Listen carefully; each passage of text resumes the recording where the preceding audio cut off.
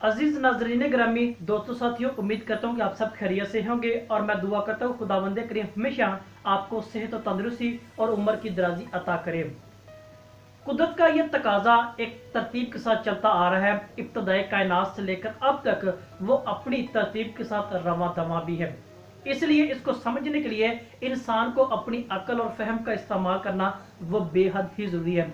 जो कौम जो इंसान इस चीज का इस्तेमाल नहीं करता है तो वक्त भी उसके साथ वैसा ही सलूक करता है, जो कि आज का मेरा मुआशरा इसकी बेहतरीन अक्कासी और मिसाल भी बन चुका है और दुनिया के अंदर इसकी मिसाल इस हवाले से वो समझी भी जाती है। तो आज हम एक मजीद उम्दा और नहायत मुफीद टॉपिक पर बात करेंगे जो कि जबान के हवाले से है, यानी जबान कैसे वजूद में आती है। तो जबान के हवाले से हम बात करेंगे क्योंकि हमारा जो बुनियादी जो ताल्लुक वो अपनी जो कौमी ज़ुबान उर्दू के हवाले से भी है, मादरी ज़ुबानों के हवाले से पंजाबी के हवाले से भी है। तो हम आज इसके हवाले से देखेंगे कि आखिर ये जो ज़बानें हैं या कोई भी ज़ुबान है वो कैसे वजूद में आती हैं। तो बुनियादी नुक्ता नज़र के मुताबिक इस पर गौर व फिक्र किया जाए तो चार ऐसे अनासर हैं या चार ऐसी चीज़ें हैं जिनकी बिना पर या जिनकी वजह से या जिनकी विसादत से जुबान क्या है वो वजूद में आती है। तो इस हवाले से जबान सबसे पहले देखें तो मुख्तलिफ निशानों का वो मजमू होता है, मुख्तलिफ अलामतों का मजमू होता है जो अपनी बात दूसरे तक पहुंचाता है। जो एक शख्स दूसरे तक अपना पैगाम पहुंचाता है मुख्तलिफ अलामतों के जरिए, मुख्तलिफ निशानों के जरिए, तो वो निशान क्या कहलाते हैं, वो जुबान के जुमरे में या हिस्से में तस्वुर किए जाते हैं। या एक मुल्क दूसरे मुल्क के साथ तिजारत करता है, अपना लेन देन करता है, एक कौम दूसरी कौम के साथ अपने ताल्लुक उस्तवार करती है, तो उसको वो अपनी बात अपना मौकफ उन तक पहुंचाने के लिए एक जरिया लेना पड़ता है, वो जबान का होता है जो इस हवाले से बड़ी अहमियत की हामल वो करार पाती है। तो लिहाजा वो जबान क्या है, वो एक पुल का या ब्रिज का किरदार वो अदा करती है दो कौमों के माबैन, दो नस्लों के माबैन और दो मुमालिक के माबैन। इस हवाले से देखें तो ये चीज़ बड़ी अहम और ज़रूरी भी है, तो हमें इसके बारे में जानना भी चाहिए कि आखिर ये जो ज़बानें या ज़बान है वो कैसे और कौन सी बुनियादी चार चीज़ें हैं जिनकी विसादत से ये अपना वजूद कायम व दायम करती भी है।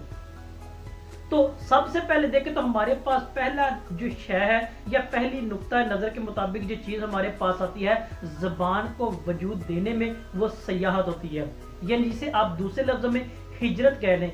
हिजरत का मतलब है एक जगह को छोड़कर दूसरी जगह जाना, एक जगह जिस पर आप सकूनत पजीर उसको छोड़ना और दूसरी जगह पे जाकर सकूनत पजीर करना या रहायश अख्तियार करना, वो हिजरत के मानों में आते हैं। अगर हिंदुस्तान के कल्चर की बात करें, इस सरजमीन की बात करें, तो हमारे अरब के लोग क्या थे, वो मगरब के जो तरफ से वो यहाँ पे सियाहत के हवाले से आते हैं।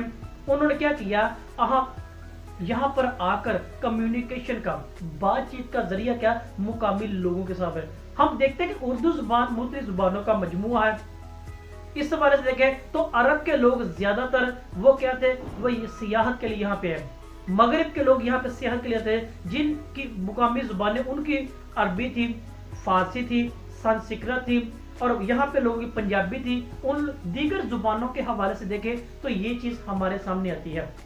तो लिहाजा एक चीज हमारे सामने ये क्लियर होती है, वो है सयाहत या हिजरत, क्योंकि हिंदुस्तान के ज्यादातर लोग हिजरत करने वाले थे, जो किसी भी गरज से किसी भी लिहाज से हम देखते हैं और ये सबूत तारीख भी हमें अपने अल्फाज में बड़े ही सबूत वो फराहम करती दिखाई देती है। दूसरे नंबर पर जो चीज हमारे पास वो है तिजारत, बिजनेस। अब देखते हैं हम उर्दू के आगाज और इर्तिका के हवाले से भी देखते हैं कि अरब के लोग तिजारत की गरज से यहाँ पे आए थे। अरब के लोग या मगरिब के लोग या अंग्रेज के जो थे वो तिजारत की गरज से क्या थे, हिंदुस्तान पे थे, क्योंकि हिंदुस्तान को सोने की चिड़िया भी वो कहा जाता है, क्योंकि तिजारत का मरकज था। मादनियात के हवाले से, दीगर चीजों के एतबार से देखें तो कुदरत ने इस खित्ते को बड़ी बरकत और फजाइल से नवाजा हुआ है। तो वो लोग क्या गए, तिजारत की गरज से यहाँ पे आए थे। उन लोगों ने क्या किया, तिजारत के लिए यहाँ पे आए। तिजारत के लिए जाहिर बात है वो बातचीत का जरिया था। उन लोगों की अंग्रेजी जुबान थी, अरबी जुबान थी, फारसी जुबान थी, संस्कृत थी या दीगर जुबानें थी। तो यहाँ के मुकामी लोगों की थी वो हिंदी थी, बुर्ज भाषा थी या इसके अलावा दीगर जुबानें थी। तो क्या हुआ, उन्होंने वो कम्युनिकेट किया। गुफ्तगू क्या थी, वो अपने अल्फाज अपने अंदाज में क्या थी, वो एक दूसरे को बताने की वो कोशिश की थी। तो लिहाजा एक नई जुबान क्या है वो वजूद अपना दिखाती है, और जिसे हम उर्दू के नाम से या रेहता के नाम से कह सकते हैं। दूसरी चीज हमारे पास क्लियर होगी वो है तिजारत। तीसरी चीज और बड़ी ही अहम चीज है वो है तबलीग यानी पैगाम इलाही की। हमारे पास हिंदुस्तान के अवाम के पास ये बेहतरीन सबूत है। अगर हम मसीहियत की बात करें तो मिशनरी लोग हमारे यहाँ पे उन्होंने जनाब मसीह की, यसु अल मसीह की तालीमात वो मुकामी लोगों तक पहुंचाई, और उन्होंने मुकामी जुबानों का और अपनी जुबान दोनों का क्या है वो सहारा लिया था। इस हवाले से देखें तो 1800 में हमें फोर्ट विलियम कॉलेज भी मिलता है। इस हवाले से देखें तो अगर अरब के लोगों की बात करें तो अरब के लोग भी तबलीग के हवाले से, पैगाम इलाही के हवाले से यहाँ पे आते हैं।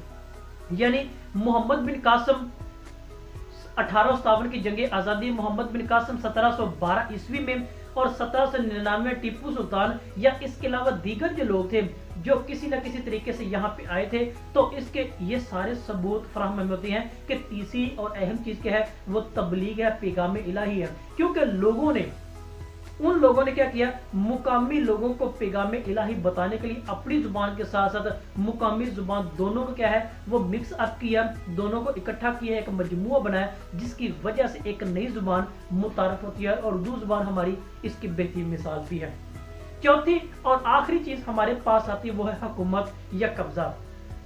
1857 की जंग आज़ादी को देख ले, जब अंग्रेज यहाँ पे बराजमान बाकायदा तौर पर होते हैं, इसकी वजाहत मिलती है।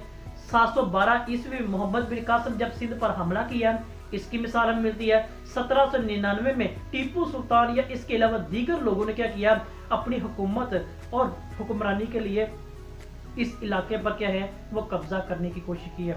ये बुनियादी तौर पे 4 चीजें हैं जो किसी भी जुबान को तख्लीक करने में, किसी जुबान को वजूद में लाने का सबब वो बताती है। क्योंकि जुबान किसी भी इलाका की पहचान होती है। उर्दू इस वक्त तकरीबन 122 जुबानों का वो मजमुआ है। तो ये जो 4 चीजें अभी हमने बात की, उनमें सबसे पहले सियाहत का, दूसरे नंबर पे तिजारत का, तीसरे नंबर पर तबलीग का, और चौथे नंबर पर हुकूमत का। ये बुनियादी 4 ऐसे अनासर हैं जिसने उर्दू जुबान को खासकर वजूद देने में अपना अहम किरदार वो अदा किया है। यानी मजमूई तौर पर देखें तो किसी भी जुबान की वजूद में आने का या तख्लीक होने में यही 4 चीजें अपना पेश किरदार वो अदा करती हैं। आज हमने ये भी जान लिया कि बुनियादी तौर पर जुबान क्या होती है, कौन सी चीजें इसको वजूद देने में अपना किरदार वो अदा करती हैं। अगर कोई ऐसी बात, कोई ऐसा नुक्ता जिसकी आपको ना समझ आई हो, बिला झिझक सवाल कीजिएगा। इस वीडियो को लाइक और शेयर भी जरूर कीजिएगा। आप सबका बहुत शुक्रिया।